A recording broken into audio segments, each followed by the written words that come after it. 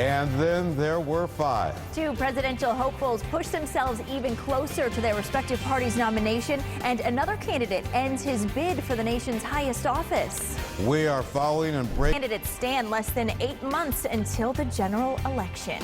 It is going to be exciting. It's been exciting already on the political scene.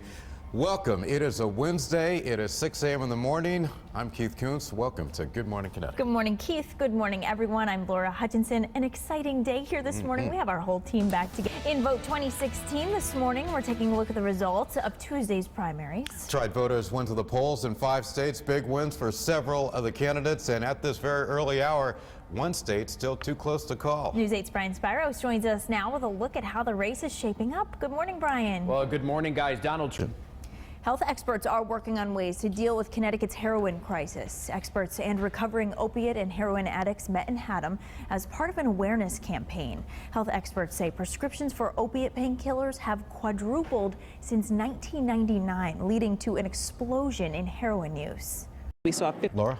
Keith, the researchers at UConn's Avery Point received a grant from NOAA worth more than $100,000 to study rising tides. The researchers are using models of the shoreline to help them predict how bad and how frequent storms will be. Additional money will be used to help people living along the shoreline prevent erosion without disturbing the ecosystem.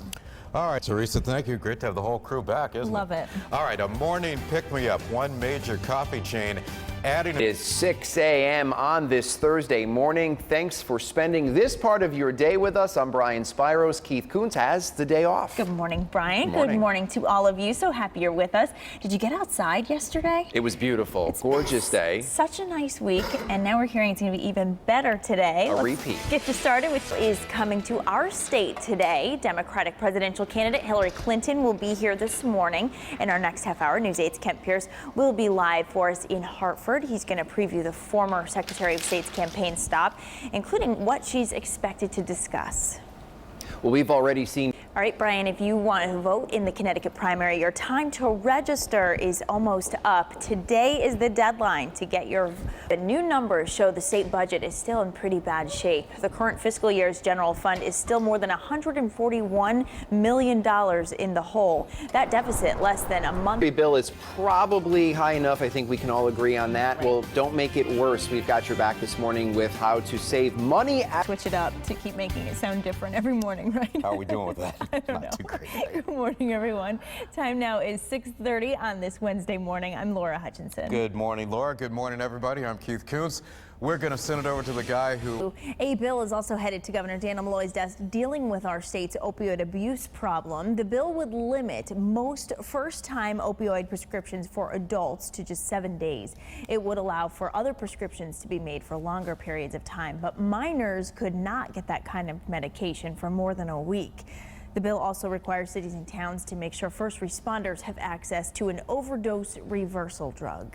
We expect to learn more today. Some Yale alumni are petitioning for the honorary degree given to comedian Bill Cosby to be revoked.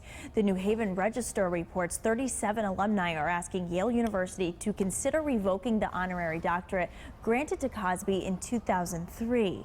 Cosby has been accused of sexually assaulting dozens of women. Several other schools have already revoked the honorary degrees granted to Cosby, while others have refused to do so. U.S. Senator Richard Blumenthal. 38, Keith. Scientists will study some of northern New England's key lobster fishing areas to find ways to protect the crustacean population. Lobster populations here in Connecticut as well as in Rhode Island and southern Massachusetts have plummeted. Now in Maine, researchers will analyze the ocean currents and baby lobster growth in the Gulf of Maine and Georges Bank to prevent a similar situation from happening there. No kind of day to be out on the water. Moms, this is some real good news for you. A brand new report ranking